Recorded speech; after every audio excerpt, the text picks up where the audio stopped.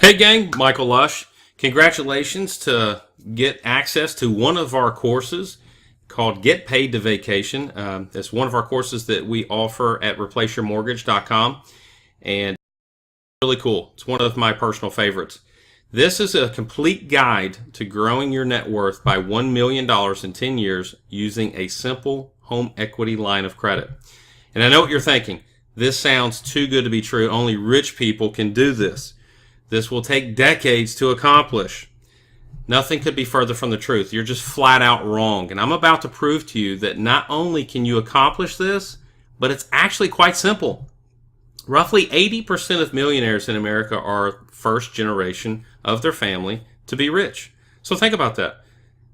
80% of millionaires in America are first generation. They didn't inherit it. They worked for it. They knew things that others don't. So what is it that they know that you don't? Well, let's first talk about assets versus liabilities. And the thing that you need to understand is that the use of knowledge is exactly an asset. Rich people use their knowledge to acquire assets. And what I'm about to give you is an asset. It's going to give you knowledge that is going to help you grow your net worth exponentially very, very fast. You know, I consider 10 years very fast. Poor people think liabilities are assets. And assets are cash flow, where money is moving into your pockets, and liabilities is taking money out of your pockets. May seem really simple, right? Well, before we get into any more of that, let me first explain to you who I am. My name is John Michael Lush. I go by Michael. So you're probably asking yourself, who is this dude? Well, my life focuses on four main F's: faith, family, finances, and ultimately freedom. And I'm a recovering mortgage banker. I was doing it for 14 years and have been doing and practicing this topic for 4 years. So in 14 years, I started off as a loan officer right out of college. And if you wanted to research me, my NMLS number, which every licensed professional must have, is 168206. And I'm currently Director of Product Development for Reliant Bank. And Reliant Bank actually has one of the coolest home equity line of credit products that we've ever discovered and been a member of creating.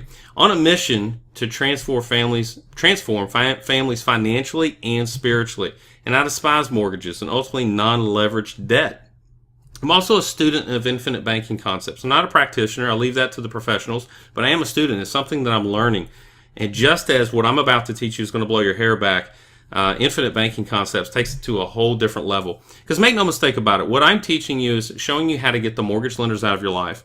But infinite banking concepts teaches you how to get banks out of your life. Because the average American is going to spend 34% of their lifetime earnings in interest to a bank. So what would your retirement look like if that 34% stayed in your bank? And that's what infinite banking concepts does, is it teaches you to become your own banker. My personal life, I'm a proud husband of 6 years to a smoking hot wife. Proud father of 2 boys, Wyatt and Sawyer, and I've got another baby boy by the name of Rowan who will be here in about 2 weeks as of this recording. So probably by the time you see it, he's already here. Former college basketball player. Unfortunately, that career was cut short my junior season in college with heart failure. I had a rare case of pneumonia that got into my bloodstream, caused my heart to enlarge and ultimately collapse, and was in intensive care for quite some time and quite frankly on my deathbed. But I bounced back and I found a passion to do other things. And I was born and raised in Fairview, Tennessee, which is just outside of Nashville, Tennessee. It's a small farm town. And I love farming. And I'm going to retire on a farm in the near future. I'm a huge fan of mixed martial arts, but quite frankly, I'm just too dang old and out of shape to participate. You're going to hear about my faith often, and I will share the gospel. So be prepared. I'll make no apologies for that. Why should you listen to me? Well, we only work with clients we know we can get results for. And it's math. It's not magic. If we choose to work with you, you will get results. Guaranteed, because it's mathematically impossible not to. It took me 4 years to perfect this formula. And I'm a mortgage insider. You can get the cheat sheet and save yourself years and thousands of dollars. And don't worry, we're not offering you a loan, but instead a solution to the loan itself.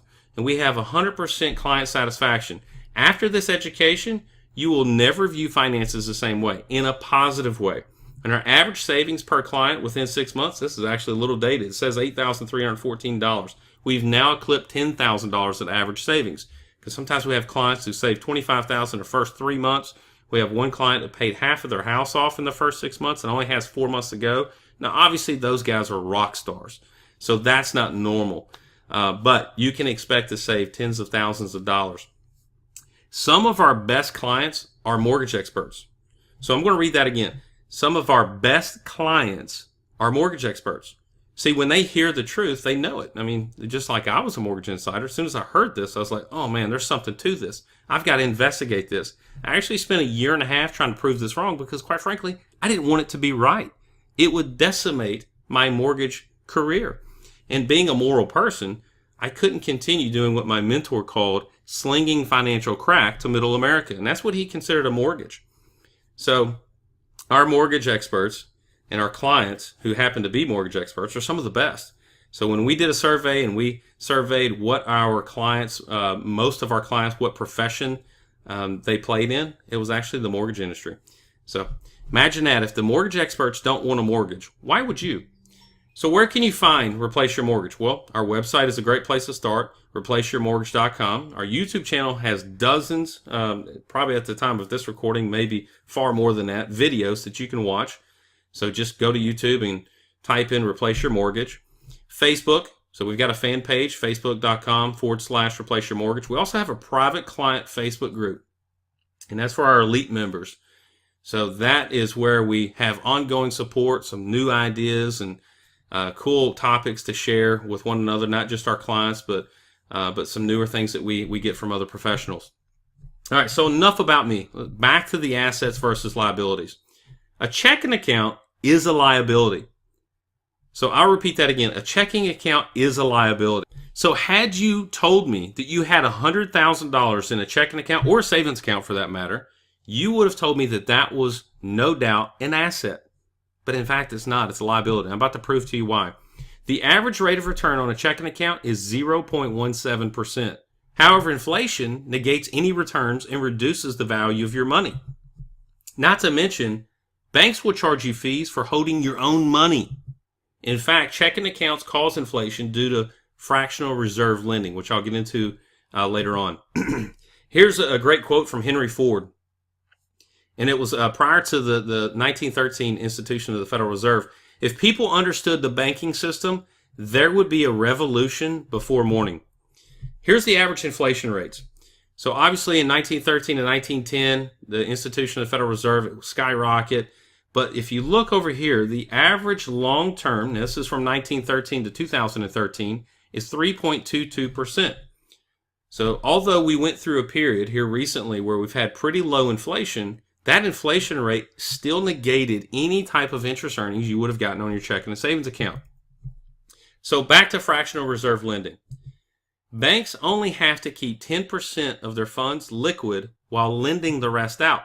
So banks can electronically create $9 out of thin air from deposits. So it's very important that you deposit money. That's what their end result is for you to put money in those checking and savings accounts so that they can create money out of thin air to create more loans, more interest, and more profits. And they're just going to lend the money out the back door. New loans, again, equals more interest and more profits. And the key point is the banks need your deposits to grow the money supply. This is also something that ties into inflation. When you create more money into the money supply, it actually increases inflation. Segregation of income. So this is just an illustration of one of the goals that the banks have, which is to segregate your income. They want your money divided up in as many different parts as possible. That way it's not unified towards one common goal, which is getting out of debt. So here's an example. You're going to segregate your money by putting some in a checking account, some in a savings account, a car loan, which by the way is a closed-end loan, just like a mortgage, and the secret weapon, which is a mortgage. Those are all designed to segregate your income to prolong debt and increase interest paid. So introducing the closed-end mortgage. Money can only go into a mortgage and not come out. It's now in the bank's treasure chest.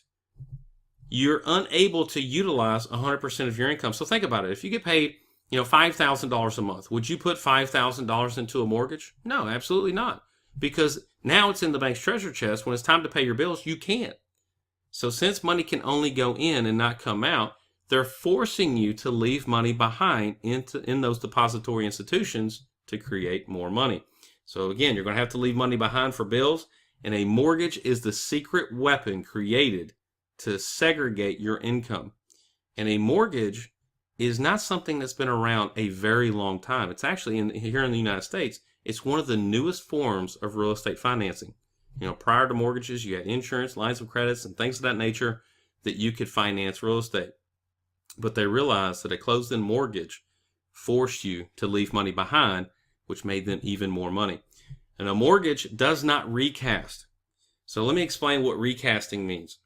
Recasting means, let's say you had a $200,000 mortgage and you put $100,000 on it. You just got a windfall. Somebody gave you $100,000, or you made $100,000, and you said, you know what, I'm going to put it all on my mortgage. So guess what your payment is going to be the next month after you've reduced the principal from $200,000 to $100,000?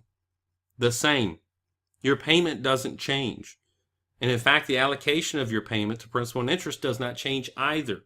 Now, you will get out of debt sooner because your balance is now lower, but it did not recast and your payments did not change. Streamlined income approach.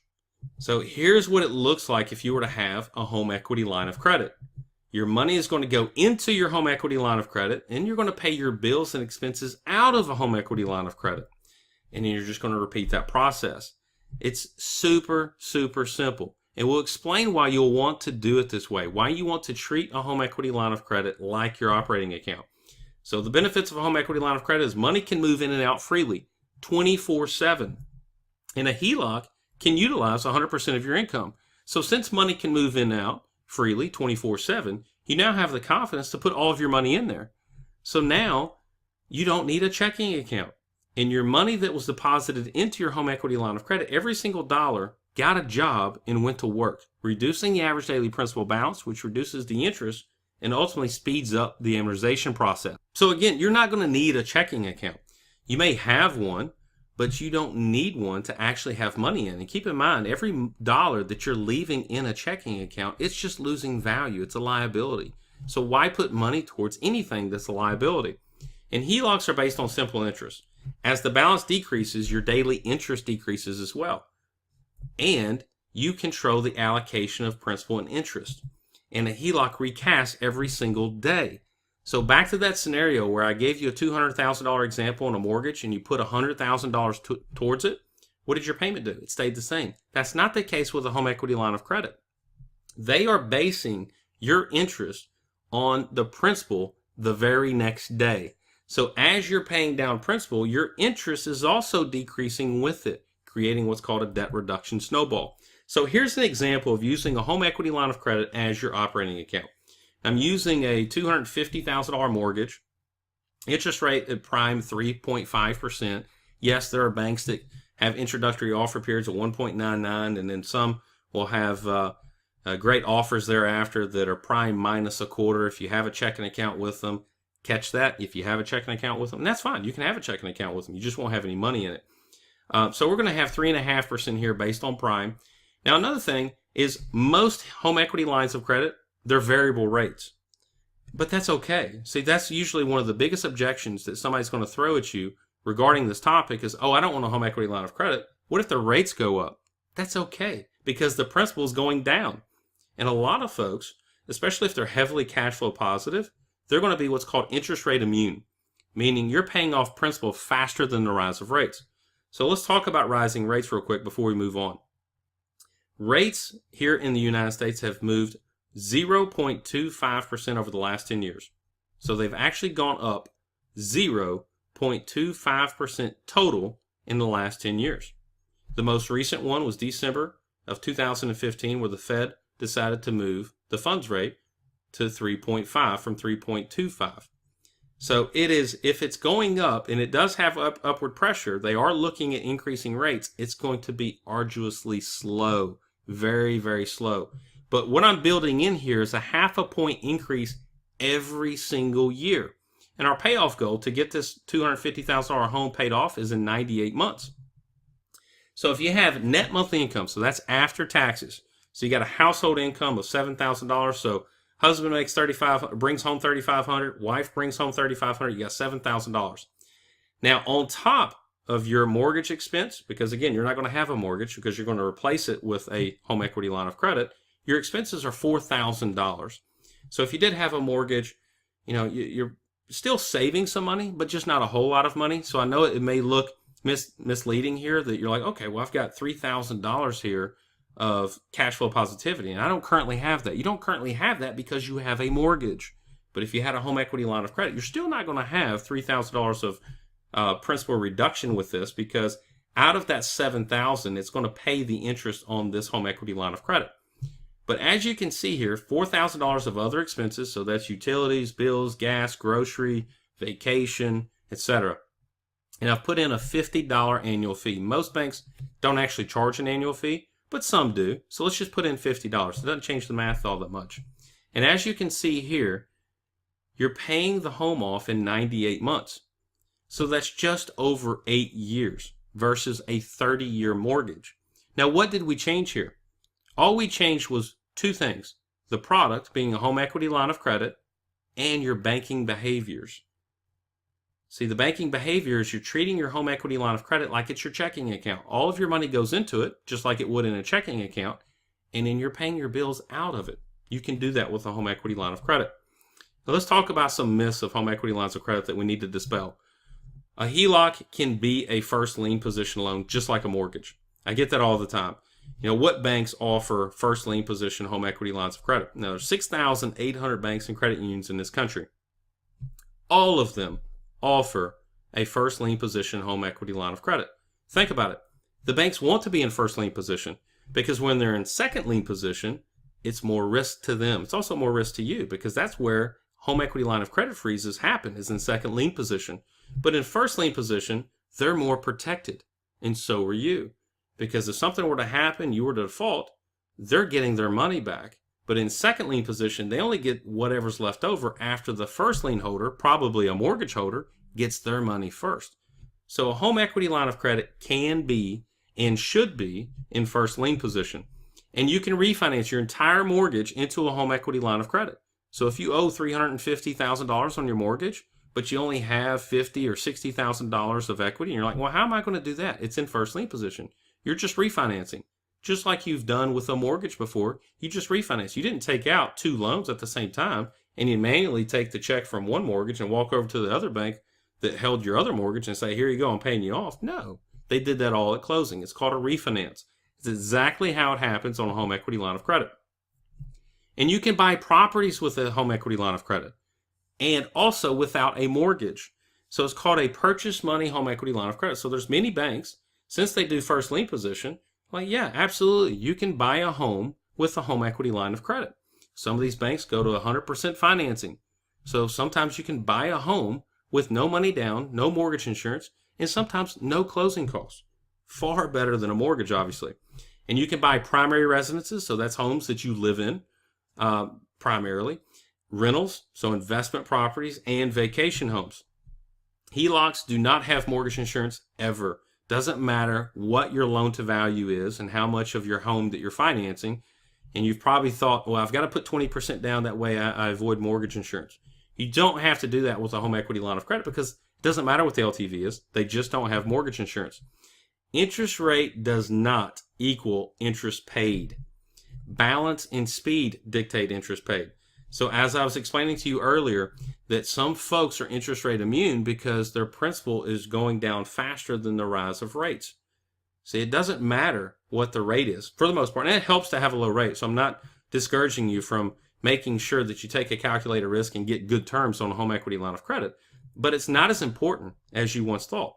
See, if you were to look at a mortgage loan estimate, on the third page of your loan estimate, it's going to tell you what your TIP is, total interest percentage. And if it's an FHA loan, it's close to 90%.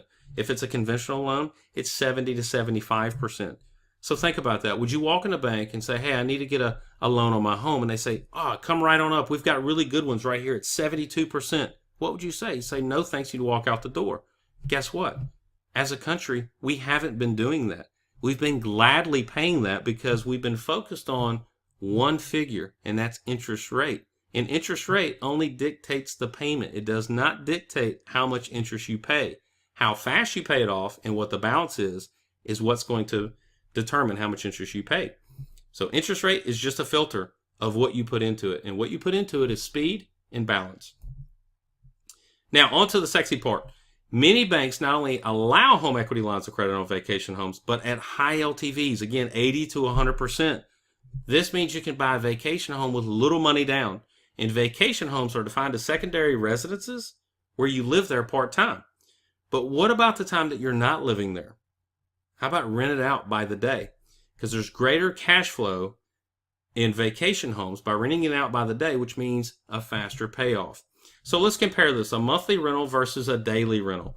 So on a monthly rental property, I just went to Zillow, and one of my favorite places to go is Destin, Florida.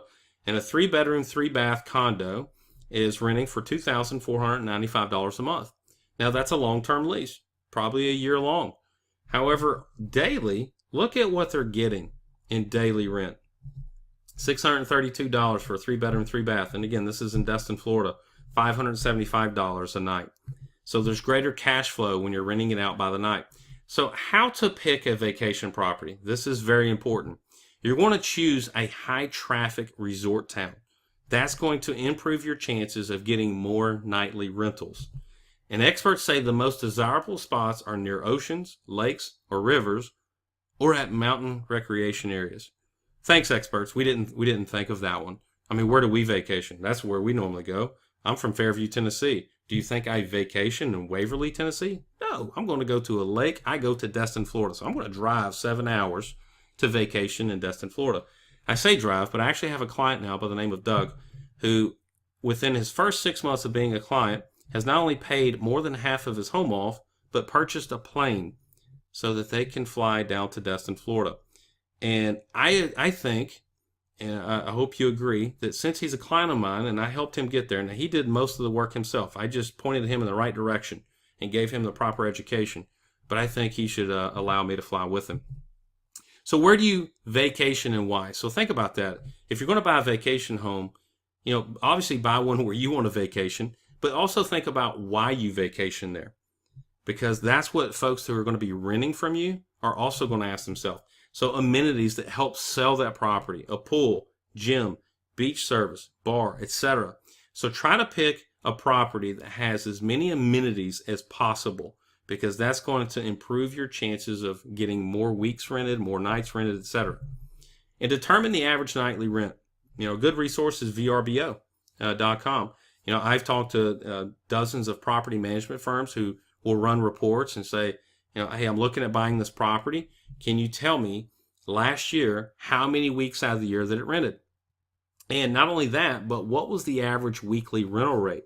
They have those statistics, and you're going to need to know those statistics to make the right choice. So determine what your average nightly rent is. Determine what the average weekly rent is per year. Again, property management firms can help you do that, or a realtor. So hire a realtor to run these projections and past performance on these properties. And interview property management firms. Not just 1, 2, 3, lots of them. Because their services vary just like home equity lines of credits do. There are many, many different types of home equity lines of credits, far more different than mortgages from one to the other. Same thing with property management firms. Some charge 8%, some charge 30%. So what is it at 30% that they're offering? Maybe there's convenience there. Maybe it's just overspent money that you could have done things yourself. So be sure to interview them and ask those questions. Now, let's calculate the cost of a vacation home. You're going to have homeowners insurance. And if you're in a beach area, probably flood insurance. Unless you're in a condo high-rise and you're on the 6th floor, there's not really a need for insurance, flood insurance there. But flood insurance is going to run about $650 a year. Rental dwelling policies, usually those are 25% more than primary residences. So, if you've got one that's $800, you might spend, $1,000 for a rental dwelling policy. Most rental dwelling policies reimburse for the loss of rental income if you can't rent your place out while it's being repaired due to damage from a covered loss. HOA fees. This is huge in my favorite town, which is Destin, Florida. So when I first started researching what I wanted to purchase in Destin, Florida, one of the bigger expenses was HOA fees. But when I took a closer look, it wasn't as bad as it first looked in the beginning. Because keep in mind, these fees can include waterfront insurance, all exterior building maintenance, all grounds and landscaping, water, sewer, trash removal, basic cable management fees, building exterior grounds utilities, etc. So there's a lot that can be lumped into that HOA fees. You know, the pool, the gym, all those amenities that's going to help you sell that property. So calculate that into your costs as well. Property taxes, just like you would have on a primary residence, you're going to have property taxes. So that needs to be calculated in as well. And then obviously property management fees. So here's an example of fees for a $700,000 beachfront condo. Homeowners insurance is going to run about $700 a year. The HOA fees is about $514 per month. A lot of those collect every quarter, which is going to be good when using a home equity line of credit, because if you're only having to pay every 3 months versus every month, it'll actually speed up the process. But let's just break it down to a monthly average. Property taxes, $5,000 a year. So that's a lot more expensive than here in Tennessee. If you're in New York and other states, you're probably laughing at me right now, but that's okay. It's just cheap to live in Tennessee. And obviously probably cheaper to live in Destin, Florida than where you're from too. But Destin, Florida seems expensive compared to Nashville, Tennessee. Property management fees, 10% of the rate. So let's say or rental income, I should say. So let's say you're getting $122,500 a year of rental income. 10% of that is $12,250. So it's a big chunk of change. However, a platinum subscription to VRBO, which is one of the nation's leading websites when people go to book a vacation, what's one of the websites that pops up first? VRBO. So you can get a platinum subscription on VRBO for $1,300 a year. Not saying that's the only thing you should do, and I actually don't encourage just doing that. But if you wanted to cut some corners as far as paying a property management fee, which they're going to do that for you, they are going to advertise for you. But if you wanted to start picking some and compartmentalizing some of the aspects of what the property management companies do so that you can save some money and accelerate the payoff, then that's fine. VRBO is a great place to start and get a good subscription so that your property can be advertised to a broader audience. Utilities, roughly $300 a month, depending on where the unit is. If it's a condo, again, I'm using a condo as an example, a house is going to be different. But if it's an in-unit condo, well, then it's going to stay warmer throughout the summer, which will need more air conditioning. But if it's an interior unit, which has less windows, it's going to be, one, less valuable, and the balcony space is going to be less of a view, but your utilities is also going to diminish as well. Income taxes, so you're going to have to pay income taxes on that rental income. So let's put $12,000 on that. So total per year is $39,708 or $3,309 per month. Seems pretty scary, doesn't it? Well, let's show you what the rental income looks like. So I've, again, chosen Destin, Florida as an example of where I vacation. It's not the only place. I also go to Cape San Blas, which is a totally different vibe than Destin, Florida. Destin, Florida is a big resort town, a lot of traffic, a lot of golf courses and restaurants. So that's where we usually take our family for the last 10 years. A $700,000 beachfront condo is typically a 3-bed, 3-bath unit. The average nightly rent is $500. So during the winter, you might be able to charge, $450, $400, $350, but you'll also be able to charge a hefty premium for 4th of July, Memorial Day, Labor Day, things of that nature. And also even during the winter, your Thanksgiving and Christmas holidays, you can, for lack of better words, jack the rent up because folks are going to pay that. They do like to vacation.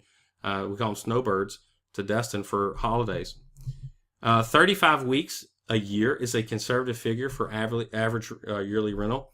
I've got one banker down in Destin, Florida, who owns several properties. None of them are beachfront condos. He actually has single-family residences that aren't on the beach. They're across the street from the beach. And he said it's pretty easy for him to get his homes rented 42 to 50 weeks out of the year.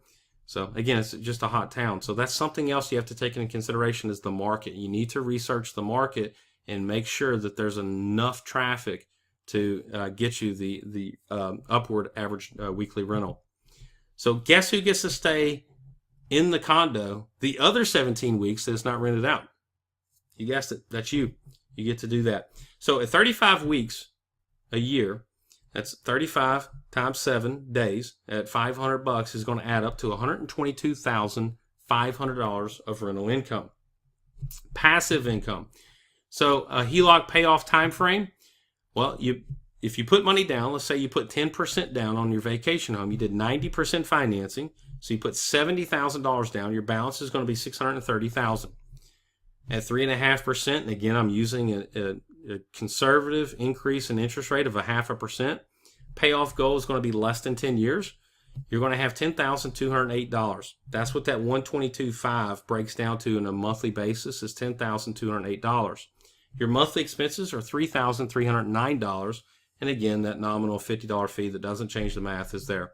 So as you can see, you're going to go from $630,000 to zero in 109 months. Again, because you're dictating the allocation of principal and interest. You're treating this vacation home equity line of credit like its own business and operating account. So it's going to, as the debt reduction snowball does, the balance goes down, so does the interest, which is going to just snowball and get bigger and bigger and build momentum as it's rolling downhill.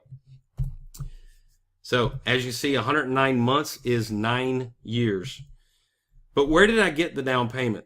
Well, let's say you had a $300,000 home in wherever it is that you primarily reside. Well, that shouldn't be on a mortgage either. You know, we're sitting here teaching you how to use a vacation home with a home equity line of credit and showing you the benefits of it. So your primary mortgage, that should be refinanced as well into a home equity line of credit. So let's say you had a $300,000 property. At 3.5%, 0.5% increase per year, using the same figure, $7,000 of monthly income, $4,000 of expenses, and an annual fee of $50. So as you can see here, in 36 months, 36 payments on that $300,000, what used to be a mortgage balance, but now is a home equity line of credit, your balance is going to be $223,527. So it's a home equity line of credit. You don't need to call the banker and ask to get the $70,000 out. It's your money. You can take it out freely, 24/7. So that's your money. So take the $70,000 out of your primary residence to put down on your vacation home. So we do teach another course showing folks how to pay their primary homes off using a similar method. There is some variances to it. And actually, we can accelerate the primary residence much faster than we can a vacation home because we're leveraging more cash flow and some other components like offset accounting. So if you wanted some more information on that, be sure to reach out to us after this course. An example of a $300,000 home equity line of credit on a primary residence, $76,000 in equity in 3 years. Simply pull your equity out for the 10% down payment on the condo. Value appreciation equals rate of return. So every market is different, but let's say this condo appreciates at 2% per year. You know, here lately, that seems like that would be a pretty low appreciation rate. You know, I've heard some realtors tell me that we're at 5, sometimes 7% here locally. And again, every market is different, but I just like to be conservative because that's not always going to be the case. So again, let's just use 2% per year. So in 5 years, that $700,000 property is now worth $772,500. In 10 years, it's worth $853,300. But keep in mind, it was paid off a year before you got to that 10-year mark. So you had $122,500 of yearly rental income. So now the net worth, and again, that's passive. It doesn't mean now that you've gotten there, you're going to stop. It's going to continue to go, right? You're going to continue to rent it out. So your net worth is now $975,800. And you turned that into $975 out of $70,000. So you literally just took $70,000, and that was it. You just pulled equity out of your primary residence, bought your beachfront condo, hired a property management firm if that's what you choose to do, rented out 35 weeks out of the year, and in 10 years, not only is it paid off, but now you have passive income coming in as well. So you turn $70,000 into an increased net worth of $975,800. So I guess you could ask yourself, what is your current net worth and what could it be using these topics? Rate of return on investment. So again, if you took $70,000 and turned it into $975,800 in 10 years, that is a 30% rate of return. Now you know why people are paying tens of thousands of dollars to get real estate investing courses. Which I agree, they're worth it. Some of them are very worth it. But this is why. You know, where are you going to see this on the NASDAQ? Where are you going to see this in the stock market? You're not. Unless you're in penny stocks, which, by the way, you could also lose 30%. So 30% rate of return is phenomenal. But let's be more conservative. What if the condo only rents out for 25 weeks out of the year? That's less than 6 months. And it's over 80 degrees in Destin for 7 months. And it's still warm, in my opinion. Actually, when I vacation, it's in October and November because I'm redheaded and I'm fair complected. And quite frankly, I don't like really hot heat. So I like to go in October and November. Still warm enough. The water's warm. So folks still go there just like I do. But again, 25 weeks is 175 days. But our average of $500 a night was taken into consideration. And that $500 average was considering winter months. So that was what was bringing the average down to $500. But we're going to keep it at $500. So if you're only renting it out the 25 weeks that is really hot, very popular in a beachfront condo, your average is going to be higher than $500. But again, just want to be conservative. So let's leave the numbers where they are. 10% rental fee is now $8,750 because if you're renting it out less, then the property management firm is going to take less. The value in 17 years is going to be $1.1 million. And why did I choose 17 years? So that's how long it's going to take. If you have less rental cash flow, it's going to take longer to pay it off, but nowhere near a 30-year mortgage. So again, you got a $630,000 home equity line of credit, same parameters, interest rate of 3.5%, increasing 0.5% every single year for 17 years. So you're going to have a pretty doggone high interest rate at the end of 17 years, but you're still going to get it paid off in 17 years, which is 203 months roughly. So in 17 years, it's going to be worth $1.1 million. And what did it take to get there? Was $70,000. So you're now going to have your passive rental income of $122,000. So what did it look like to turn $70,000 into $1.22 million in 17 years? 18.31%. Again, another reason why people become real estate investors. What happens after it's paid off? Well, at 35 weeks average rental, you'll have $6,899 per month of passive income in 9 years. At 25 weeks average rental, you'll have $4,724 per month of passive income in 17 years once it's paid off. That's if you don't increase rental rates ever. And guess what happens almost every single year? Rental rates go up. So if you did not increase rental rates and left them the same, which would make you far more competitive than your other vacation home owners who have theirs mortgaged, you're probably going to get it rented out a lot more because your prices are lower for the same property, right? But we're not taking that into consideration. So you're going to leave the prices the same and you still have that type of passive income. But you could tap into your equity to buy more properties. So again, your vacation home is on a home equity line of credit that you'll have access to. Depending on the draw period, you'll have access to that equity. And if you didn't have access to it, just refinance, get another home equity line of credit, and start the draw period all over again, right? So tap into that equity to get more properties. Is your mind now blown? This is just a fraction of what we teach. And as I've mentioned before, we offer courses that educate folks on how to use a home equity line of credit on their primary home, which is where I think you should start first.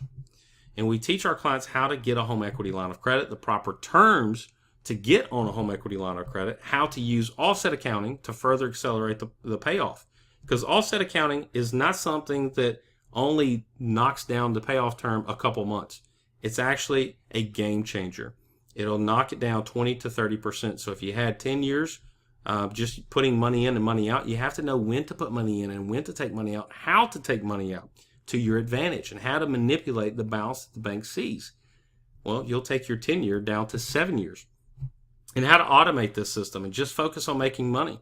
You know, for the past 3 years, I haven't paid any bills. I don't have to. My life is automated. I just focus on waking up, getting on my knees in prayer, and making money. That's all I have to do. My money automatically goes where it should because I don't have all the moving parts that's required when you have a mortgage. And we're going to show you how to leverage your home equity line of credit to build wealth. Just like we've done in a vacation home, there are far greater things that's, and I agree, having a vacation home paid off free and clear in 9 years is really cool. And vacationing, you're actually getting paid to vacation. That's really cool. But believe it or not, there are things that are far better than this. And what banks offer the best financing and structure, and how to become your own bank and stop paying interest. So feel free to book a free one-on-one strategy session with us at replaceyourmortgage.com/discover. Now, last but not least, as I mentioned before, my life focuses on faith. Faith first and foremost. So I want to go over that with you. In your pursuit of financial freedom, don't forget what matters most. And here's some things to remember along your journey. Give. You cannot give what you do not have. As Bernard said, we may give without loving, but we cannot love without giving. And me and my wife, we struggled in 2008 during the mortgage meltdown. And that was one of the things that forced me to look outside the box for other opportunities. And I was still in the mortgage business after that. But what really devastated us was not being able to give, because we're big givers. We like to give, and almost in a selfish way, because it makes us feel better. But you can't give what you don't have. And once you get to this, to financial freedom, be sure to put that as a priority, to give back and share. Just as I've shared this with you to transform your life, share it with someone else and pass along a gift. Don't keep this a secret. Love. You cannot love too much, and it's never a bad time to show it. When you're on your deathbed, you'll only think about the times you didn't show it enough. So just like I told you, when I was in critical care and I had heart complications, and basically my whole family had flown up to Charlotte, North Carolina, where I was in the hospital, to basically say their goodbyes. The doctor said there's nothing we can do for him. He's going to pass away. He's still alive, and he's talking. So feel free to tell him you love him and say your goodbyes. And when I was sitting on that bed, that was some of the things that came across more so than not. It wasn't, the great memories that I've had and all the things that I've accomplished. It was the things that I didn't show, and that was love. Had a father, I didn't tell him I loved him enough. Had a mother, I didn't tell her I loved her enough. I had so many loved ones that, I was around, but I didn't quite share it as much as I did. So be sure to do that now before it's too late. And faith. Life is short compared to eternity. And it's a short test for the ultimate reward. And if you're blessed, give blessings to others. Share your faith with others, because if you truly love them, then you're going to want to spend eternity with them. Thank you, and God bless.